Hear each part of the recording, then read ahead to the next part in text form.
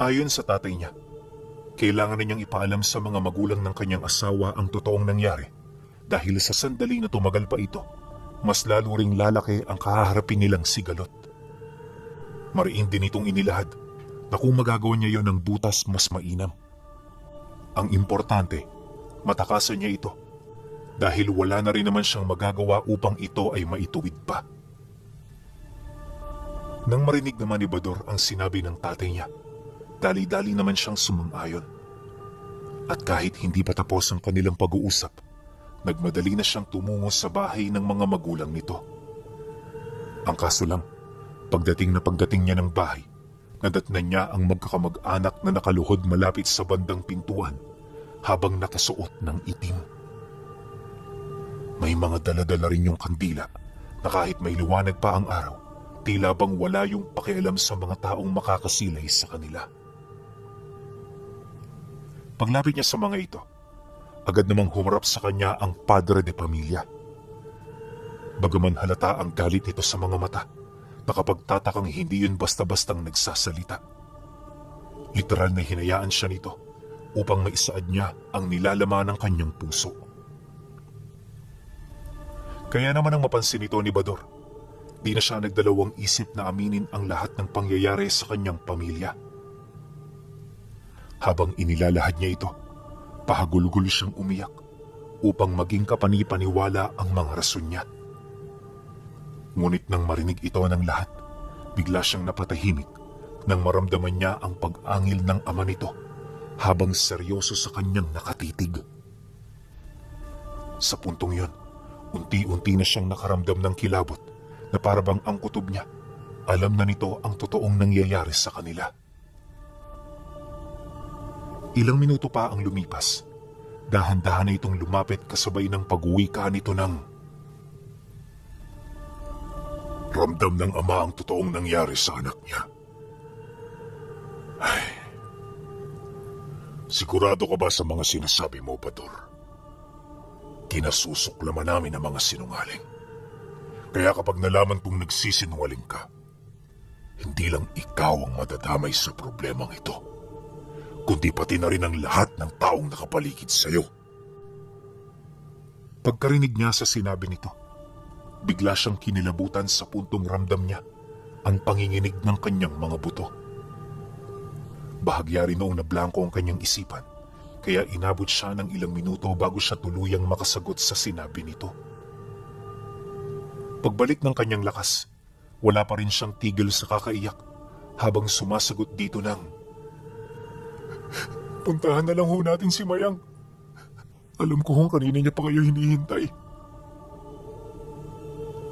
Pagkasambit niya ng mga katagang ito, nagmamadali namang umalis ang pamilya. Di na rin siya nito pinansin na parabang wala itong pakialam sa kanya. Makalipas pa ang ilang minuto, nang makabalik na sila sa tahanan, doon bumungad sa mag-anak ang labi ng kanyang kinakasama. Bago nila yon kunin, nadatnan niya itong may kung ano-anong inuusal sa loob ng bahay. Panay din ang paglapit nito ng kanilang tenga sa bibig ng labi na parabang meron ito roong pinakikinggan.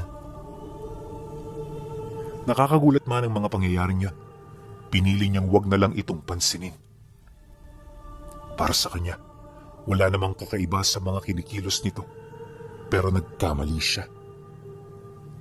Lingid sa kaalaman ni Bador na ang nasilayan niya noon ay ang tinatawag na bulong ng patay na malimit ginagamit ng mga mangkukulam. Ito ang kanilang pamamaraan para malaman ang huling mensahe ng kanilang mga kapamilya. Yun din ang pinanghahawakan nila upang matukoy ang mga salaring pumatay sa mga ito. Matapos naman yung gawin ng mga kamag-anak ng kanyang asawa, agad na yung umalis bit-bit ang bangkay. Sinubukan niya pa noong sumunod pero ang padre de pamilya na mismo ang pumigil sa kanya. Ayon dito, hindi na siya marapat na sumunod dahil sa mga sandaling yon wala nang namamagitan sa kanila. Ibig sabihin, hindi na siya nito itinuturing na pamilya. Mariin din itong inilahad na labis itong nagagalit sa kanya dahil sa ginawa niyang kawalang yaan sa nag-iisa nitong anak na babae. Nang marinig naman ni Bador ang sinabi nito, doon na siya nawala ng ganang magpumilit at sumunod. Batid niya na may kutob na ang pamilya nito, kaya para wala ng gulo, minabuti na lamang niyang hayaan ang mga bagay-bagay. Inakala niya na yun na ang pinakamadaling paraan para makalabas sa gusot na kanilang ginawa, pero hindi niya alam, yun pala ang simula ng kanyang kalbaryo. Pagkaraan ng ilang araw, nabalitaan niyang walang nangyaring lamay. Kokonting tao lang din ang nakakaalam sa pagkawala ni Mayang na siya namang ikinagulat ng mga ito. Ang kaso lang, dahil sa takot nito sa pamilya ng kanyang kinakasama, kung kaya't hindi nila yun ipinakalat sa baryo. Personal din siyang sinadya ng isa sa ama ng kaibigan niya upang balaan patungkol sa totoong pagkatao ng pamilya ni Mayang. Hapon ng Biyernes nang bumisita ito sa kanilang tahanan, kung saan na taong naroon din ang kanyang ama. Pagsilay nito sa kanya, dali-dali siya nitong pinapasok habang panayang pagmamasid nito sa paligid ng bahay nila. Nung mapansin nito ni Bador, agad naman siya roong sumunod sa kadahilan ng ramdam niya ang masamang hangin na dala-dala ng kakilala nila. Pagsarado nito ng pinto, agad nitong pinaalis ang kanyang mga kapatid at ang nanay niyang tahimik na nagmamasid sa may bandang kusina. Nang masiguro na nitong walang makakarinig sa kanila, dito na yun humarap, kalakip ng paglahad nito ng mga bagay na agad na nagpatayo sa kanilang mga balahibo. Ayon sa kakilala nilang yon, walang nangyaring burol sa labi ng kanyang asawa dahil sa galit ng pamilya nito.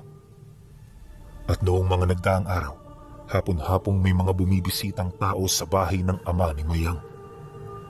Inakala nila na wala lang yon, pero makalipas ang 3 araw, dito na sila nagsimulang magtaka. Yung mga tao kasing pumapasok sa loob ng bahay, nakapagtatakang hindi na nakakalabas pa. At ang mas nakakagulat sa lahat, palagi na ring nakasara ang tahanan na parabang wala na roong naninirahan. Madalang na ring lumabas ang ama ni Mayang, ngunit kapag nakikita nila ito, kapansin-pansin ang pamumutla ng mukha nito.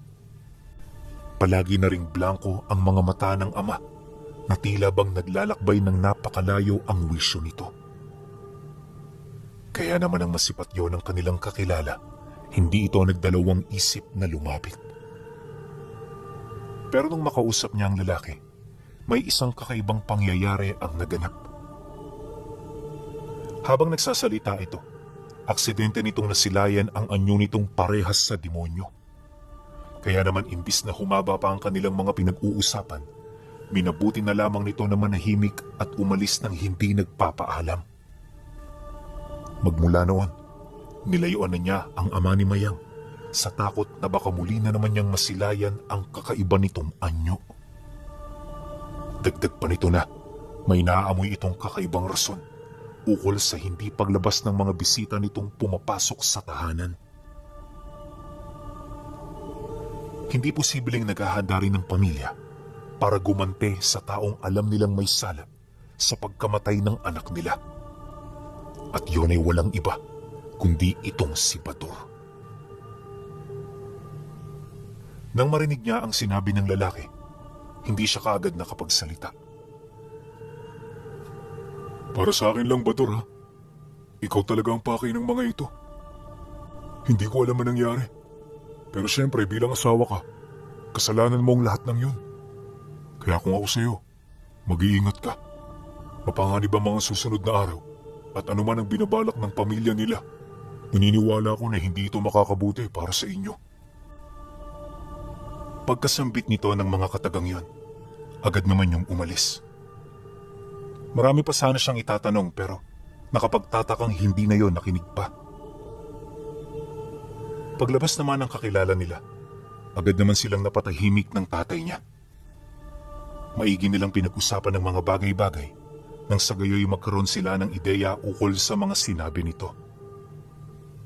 Ang kaso, kahit anong gawin nila, sadyang hindi nila yon maunawaan. Bukod kasi sa wala silang ideya sa lihim na karunungan, masyado ring bago sa kanila ang tungkol sa mga ganoong uri ng nilalang. Lumipas ang araw na yon. Naging normal naman ang lahat. Ngunit pagtungtong ng sumunod na araw, bigla naman silang nagimbal matapos nilang mabalitaan ang pagkamatay ng taong nagsumbong sa kanila noong nagdaang hapon. Ayon sa mga nakakita, pinasok ito ng mga kakaibang nilalang sa kasagsagan ng gabi. Hindi nila gaanong maaninag ang mismong anyo ng mga nanloob sa kadahilan ng bukod sa madilim ang paligid, literal na kakulay din ang mga ito ng uling. Basta ang mga napansin nila, umaatungal ang mga ito habang tumatakbo papalayo.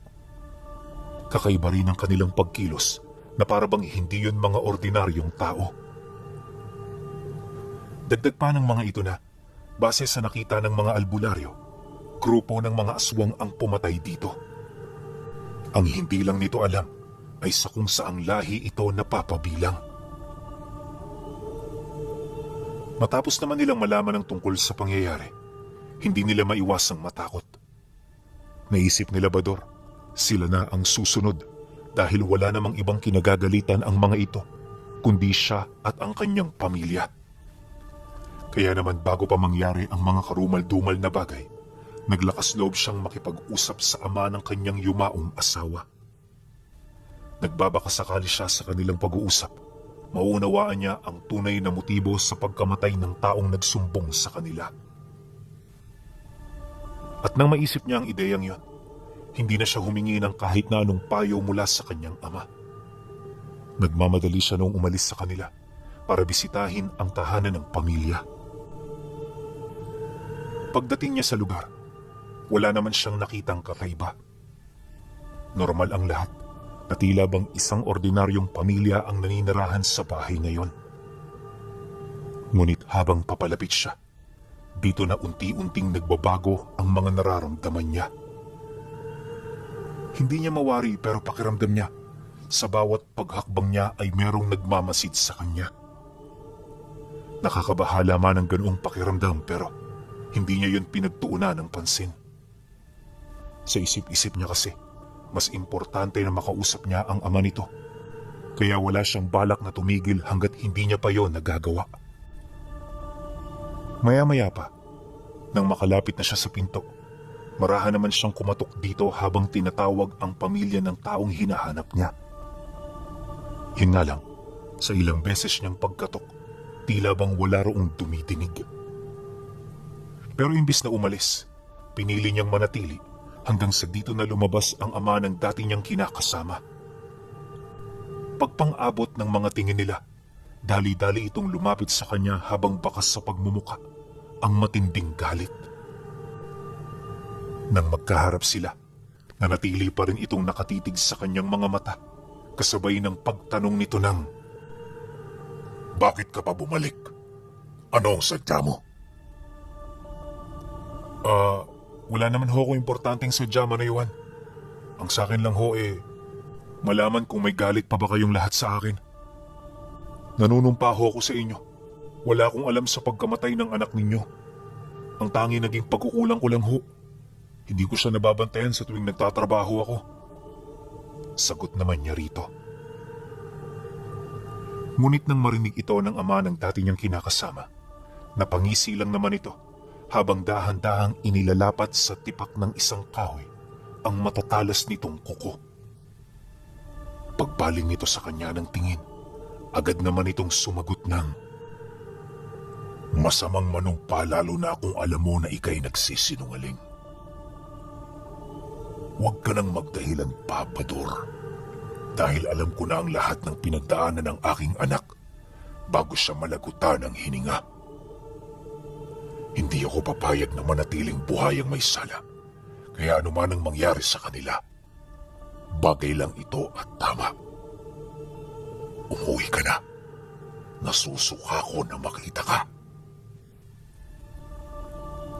Pagkasambit nito ng mga kataga, bigla na lamang itong nag-usal hanggang sa nagsimula ng kumilos ang katawan niya nang wala sa kontrol.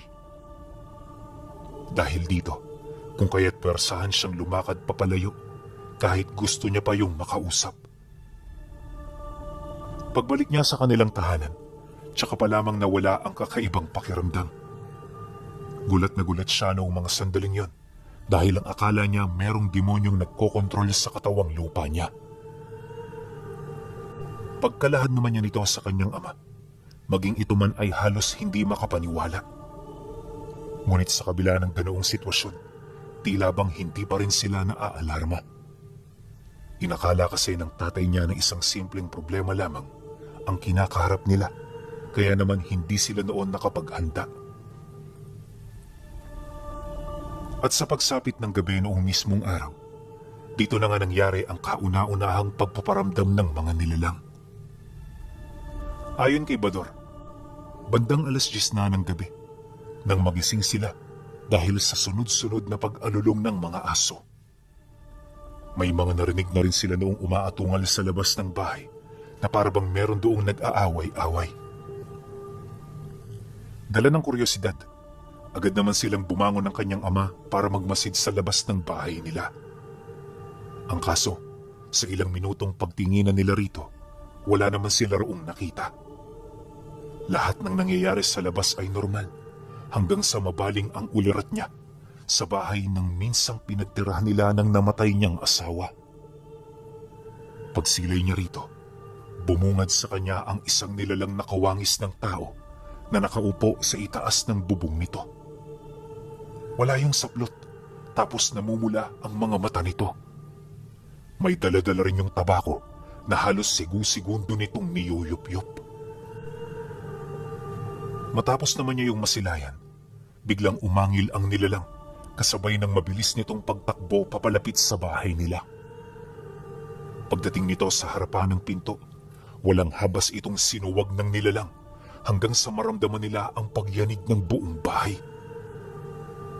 At habang nangyayari ang ganoong kaganapan, panay ang pagsigaw nito sa kanyang pangalan na parabang kilalang kilala siya nito. Nang marinig naman yun ni Bador, nagdulot ito ng matinding takot sa kanyang katawan. Kaya naman sa mga sandaling yon, kahit may hawak na siyang sundang, hindi pa rin niya mawari kung ano ang kanyang gagawin. Maya-maya pa, paglapit ng kanyang ama, tsaka pa lamang bumalik ang ulirat niya. Dito na rin niya naririnig ang mga sinisigaw nito na kani-kanina lang ay halos wala siyang maintindihan. Bador! Anong ginagawa mo dyan? Hinihintay mo bang makapasok ang demonyong yan? Bilisan mo na! Lilikas tayo sa bahay nila Lando! Pagkasambit nito ng mga kataga, tsaka pa lamang pumasok sa kanyang isip ang kanyang mga kapatid. Kaya naman kahit punong-puno ng takot, hindi siya nagpataig. Pagdating niya sa sala kung saan naroon ang mga ito, dali-dali naman niya yung hinawakan para gabayan patungo sa likod ng bahay nila. At pagdating naman nila noon sa isang maliit na pinto, agad naman nila itong binuksan para makatakas. At ilang segundo lang pagkatapos nito, tuluyan na ring nakapasok ang nilalang. Malayo na sila nang halughugin nito ang kanilang tahanan, kaya naman hindi na sila nito nagawang maabutan. Maya-maya pa, nang marating nila ang bahay ng kaibigan ng kanyang ama, agad naman sila nitong pinatuloy. Pagsarado nito ng pinto, dito nila inilahad ang dahilan ng kanilang paglikas. Hindi na sila nagsinungaling pa, para naman kahit papaano maunawaan nito ang totoong nangyayari sa kanilang pamilya. Makalipas pa ang ilang minuto, nang mailahad na nila ang lahat ng bagay na kinakailangan nitong malaman, agad sila nitong inabisuhan na lumapit na sa albularyo. Ayon kay Tio Lando, hindi na normal ang nangyayari sa kanila at anuman ang humahabol sa kanila, naniniwala itong hindi yon ordinaryong tao. Alam din ito na hindi magtatapos ang lahat sa gabing yon, kaya kinakailangan nilang mapaghandaan ang mga susunod pa. Pasensya ka na kaibigan ha, pero hindi ako makakapayag na dito pa kayo mamalagi sa mga susunod pang gabi. Marami tayong pinagsamahan, pero sa puntong ito, hindi na kita matutulungan. Bahala ka na mag-isip sa dahilan ko. Basta ang sa akin, pinoprotektahan ko lang ang sarili kong pamilya. Wika ni Lando matapos nitong mailahad ang parte niya. Nang marinig naman yon ng tatay niya, hindi na ito tumutol sa ibig nitong mangyari. Bilang pamilyadong tao kasi, alam niya na mas mahalaga dito ang kaligtasan ng bawat isa sa kanila, higit sa anumang bagay. Pagsang-ayon ng tatay niya sa gusto nitong mangyari, taus-puso naman yung nagpasalamat. Matapos nun, agad naman sila nitong binigyan ng matutuluyan upang makapagpahinga na sila hanggang umaga. Kinabukasan, maaga pang nagising ang pamilya. At kagaya ng napag-usapan ng tatay niya at ng kaibigan nito, hindi na sila roon nagtagal pa. Pag-alis naman nila ng bahay, agad silang bumalik sa kanila upang matingnan ang iniwan ng nilalang.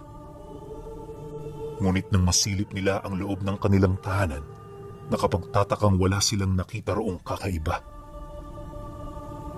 Lahat ng gamit nila parang hindi pinakialaman, at ang tanging nakita lamang nila roong kakaiba ay ang tumpok ng suka na nakakalat sa buong paligid.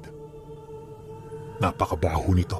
Sa puntong pagpasok mo pa lang sa entrada, maaamoy mo na ito. Mas lalo ring lumakas ang baho ng mga suka nung sinubukan na yung alisin ng tatay niya. Kaya imbis na manatili sila sa loob, napilitan ang mga kapatid niyang lumabas para makalanghap ng sariwang hangin. At habang nagpapahinga ang mga ito, naging abala naman sila sa paglilinis hanggang sa unti-unti nang nawala ang kakaibang amoy sa loob ng bahay. Kinahapunan, nang medyo libre na ang oras nila, tsaka pa lamang sila lumapit sa manggagamot. Mabuti na lang wala itong pasyente noong mga araw na yon, kaya napakiusapan nila ito na pumunta sa bahay nila. Nang marinig naman yon ng matanda, hindi ito tumutol sa ibig nilang mangyari. Kaya ilang minuto lang ang nakalipas, nakabalik na sila kasama ito. Habang naglilibot naman ang bahay ang matanda, pansamantala naging panatag ang mga isipan nila. Inakala kasi nila na yun ang kanilang tagapagligtas. Pero pagpasok nito sa loob, bigla yung tumakbo papalabas na parabang nakakita ito roon ng kung anong demonyo. Nang masipat naman yon ng tatay niya, dali-dali itong lumapit sa matanda para magtanong. Manoy, ano hong nangyari sa inyo? Bakit nagmamadali kayong lumabas? Hindi ho ba kakapasok nyo lang dyan? Takang tanong ng tatay niya. Nang marinig ito ng matanda, isa-isa sila nitong pinagmasdan, kasabay ng pagsagot nito rito ng, may sumpa ang bahay ninyo. Kaya anuman ang pangontrang ilalagay ko rito, hindi e-epekto. Ramdam ko rin ang personal na galit ng mga aswang na ito sa inyo. Kaya nakasisiguro ko na hindi sila titigil anuman ang gawin ninyo. Ay, alam nyo, marami na akong nakilalang baliw. Pero parang hindi nila kayang pantayan ng kabaliwan yung ito. Pagkasambit nito ng albularyo, agad naman itong inilahad sa kanila na mas mainam na maghanap na lang muna sila ng panibagong tahanan. Dagdag pa nito na, bibigyan sila ng pangontra. Pero hindi ito tatalab kung ipagpipilitan pa rin nila ang bahay na yon. Kaya naman nang marinig ito ng kanyang ama, nagdesisyon itong manuluyan sa bahay niya. Dahil dito, kung kaya't nalaman nila ang mga susunod na hakbang kung papaano palalakasin ang kanilang mga pangontra. At para makasigurong ligtas sila, inihipan nito ng dasal ang tinuluyan nilang bahay upang hindi yun basta-bastang malalapitan at masisira ng mga nilalang ng kaliwa. Matapos gawin ng matanda ang halos kalahating araw na ritual, doon pa lamang yun nagpaalam sa kanila. Pero bago ito umalis, kabiling-bili na nito na hindi ang mga demonyo ang pangunahin nilang kalaban, kundi ang mga sarili nila. Dagdag pa nito na, iwasan nilang magpadala sa takot dahil yon ang pangunahing nag-uudyok sa tao upang mas malagay palalo sa panganib ang sitwasyon nito. Huwag din nilang kakalimutang magdasal habang patuloy na nananalasa ang mga nilalang sa kanilang lugar. Pagkasambit nito ng mga katagang yan, tsaka pa lamang ito umalis. 6:00 na ng hapon nung nilisan sila ng matanda. Kaya naman pagkalayo nito, dali-dali silang nagsarado. Maya-maya pa, tuluyan ang sumapit ang takip silim. Pagbalot ng kadiliman sa paligid, agad nilang narinig ang alulong ng mga aso, kalakip ng walang katapusang pag-angil ng mga nilalang na tila bang naglilibot lang sa kanilang tahanan. Takot na sila Bador noong mga sandaling yon, pero hindi sila nagpatinag. Kaya kahit wala ng katiting na pag-asa, pilit silang nagbabakasakali na malakas ang tangang aral ng matanda. Ilang oras pa ang lumipas. Dito na nila narinig ang malalakas na pagkumpas ng pakpak sa paligid. May mga nasisipat na rin silang nilalang na nakatayo sa labas ng bahay habang marahang binabato nito ang pinto gamit ang mababahong putik. Nung makita ito ni Bador, gusto niyang awatin ang mga nilalang pero isa lang ang nasabi ng tatay niya sa kanya. At yun ay walang iba, kundi ang manalangin siya. Kaya naman sa kasagsagan ng gulo, nagdasal sila ng taimtim. At sa hindi malamang rason sa pamamagitan nito, ramdam nilang na itataboy nito ang masasamang mga nilalang. Pagsapit ng umaga, hindi man lang natinag ang bahay nila. Kaya naman dumaan pa ang mga gabi. Ganon at ganon palagi ang kanilang ginawa. Madali yan kung iisipin, Pinuno. Pero ayon kay Bador, hindi ito madali, lalo na kung ikaw ang nasa sitwasyon. Minsan kasi habang nagdarasal sila, naririnig niya ang bulong ng dati niyang asawa. Nagmamakaawa ito na buksan niya ang pinto, pero pilit niya itong tinitiis dahil alam niya na kung ano ang mangyayari sa kanila. Sa oras na yon ay ginawa niya. Paulit-ulit din siyang humingi doon ng tawad buhat sa kanyang mga pagkukulang. Naniniwala si Bador na malaki ang kanyang naiambag sa biglaan nitong pagkamatay. At kahit punong-puno siya ng pagsisisi, alam niya sa kanyang sarili na hindi yun sapat dahil anuman ang gawin niya, hindi na mababalik ang buhay ng kanyang asawa. Dumaan ang 1 linggo, unti-unti nang humihina ang pagpaparamdam ng mga nilalang. Dahil dito, kung kaya't pilit na nilang ipinagpatuloy ang lahat ng ipinapagawa ng albularyo.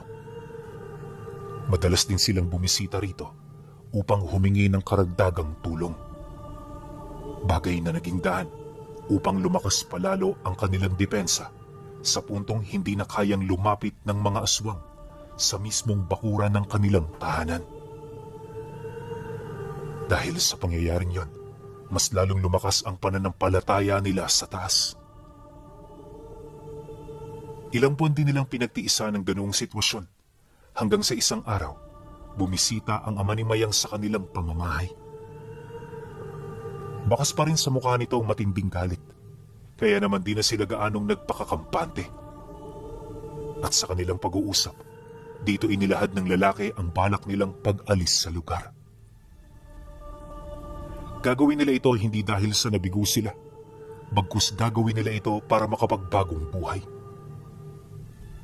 Pagkasampit naman ito ng mga kataga, muli itong tumitig sa kanya kasabay ng pag-uwika nito ng, "Panatilihin mo ang iyong pananampalataya, Bador.